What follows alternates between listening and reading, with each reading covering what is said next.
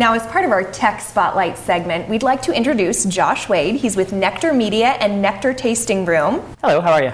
Thank you for being here. Absolutely. Welcome, Josh. Thanks for being here. Yep.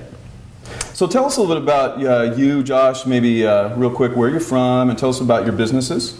Sure. So I'm from Spokane. I've been here 32 of my 39-ish years, and own Nectar Tasting Room. And also from that, spawned out with Spokane Wine Magazine, and now doing a lot of marketing and consulting through Nectar Media.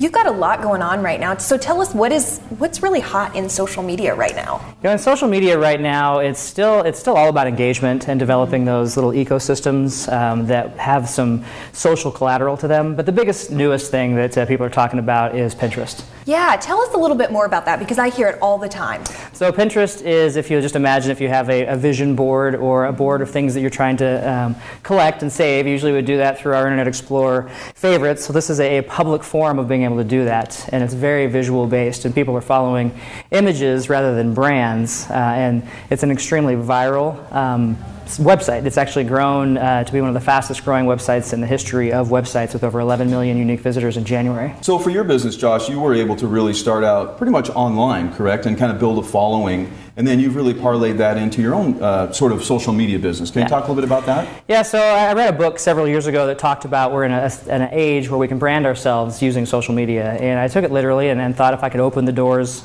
several years down the line where a few people knew who I was, I'd be better off than some guy opening the doors throwing a bunch of money at marketing. And all of that just happened to snowball a lot quicker than I thought, and I was able to open Nectar Tasting Room and Spokane Wine Magazine just through those social branding efforts. And just because of that, people assume that you know what you're doing, but I honestly think that we're all students in this social media world.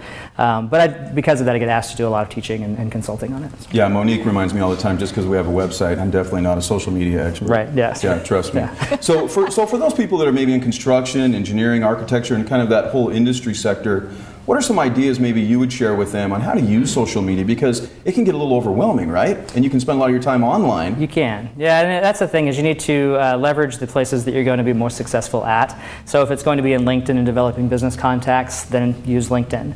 If it's going to be in Facebook, I know an architect locally who does a great job of connecting and sharing visual images on Facebook and his current programs or current projects.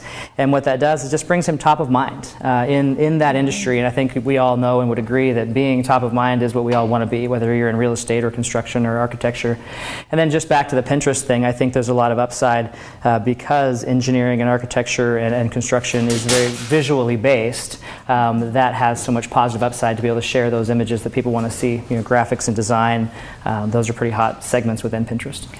That's great advice, and really you want to go towards the social media outlets that are really right for your industry, right? Absolutely, because not everything is going to be, you may not even get Twitter, and it might not even be an area that you'd be able to grow a little ecosystem in. So focus on, you're going to spend your time, I'm a small business owner too, and you only have so many hours in a day, so spend your time in the place that's going to be the most beneficial for you. So how can people maybe contact you or follow your blog or maybe get in contact with your business? Well, you can come down and have wine at Nectar Tasting Room, which is on 120 North Stevens, and you can always enjoy a little conversation over a glass of wine.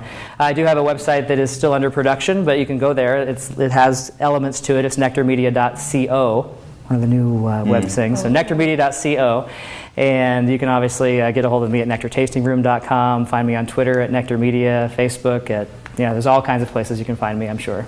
Yeah, so you're truly the online to offline guy. You've got an offline place where people can come in. For some reason, people love to drink wine while they're networking. I know, it's a great thing. That's a good little connection. So absolutely. Did anyone ever tell you how observant you are? Yeah, it's usually over a glass of wine to make me more interesting. Right. Exactly. Such an awesome job. Thank you so much for being with us. Oh, you're welcome.